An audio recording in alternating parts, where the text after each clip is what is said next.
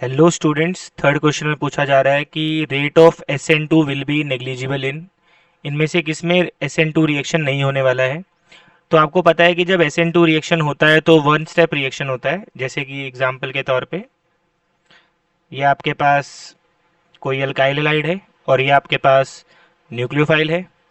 Large size होने की वजह से यहाँ पे फ्रंट अटैक पॉसिबल नहीं है, तो सिर्फ एक ही अटैक पॉसिबल है, रियर अटैक। तो यहाँ पर कोई इंटरमीडिएट नहीं बनता है, यहाँ पर एक ट्रांजिशन स्टेट बनती है जिसमें कार्बन के अराउंड इलेक्ट्रॉन क्लाउड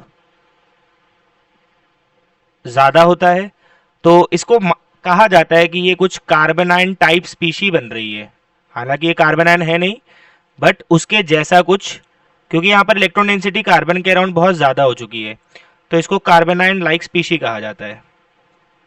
ठीक है, तो होगा क्या, आप ये ट्रांजिशन स्टेट हाईली अनस्टेबल होती है, तो यहाँ से आपका हेलोजन चला जाएगा और न्यूक्लियोफाइल पीछे से अटैक कर लेगा। तो ये आपका इन्वर्टेड प्रोडक्ट बनता है यहाँ पे। तो कोई इंटरमीडिएट नहीं है यहाँ पे।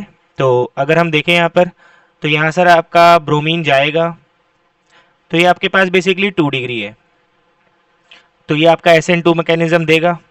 यहाँ पर भी आपके पास ब्रोमीन चला जाएगा, ये भी आपके पास 2 डिग्री है, ये भी SN2 रिएक्शन देगा। बट आप अगर इस पोजीशन को ध्यान से देख रहे हैं तो ये पोजीशन है ब्रिजहेड कार्बन की, और ब्रिजहेड कार्बन पर चाहे कार्बोकटायन कह लें, चाहे कार्बन आयन कह लें,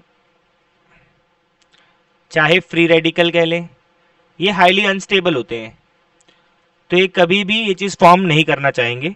तो यहाँ पर ब्रिजहेड कार्बन पर कभी भी कार्बन आयन लाइक स्पीशी भी फॉर्म नहीं होना चाहिए। तो यहाँ पर आपको SN2 बिल्कुल भी देखने को नहीं मिलने वाली है। यहाँ पर भी आपके पास ब्रोमीन है, आराम से ही लीव कर जाएगा, ये भी आपके पास 2 डिग्री है। तो किसमें आपके पास SN2 नेग्लिजिबल आ रहा है, that is your option C. Thank you.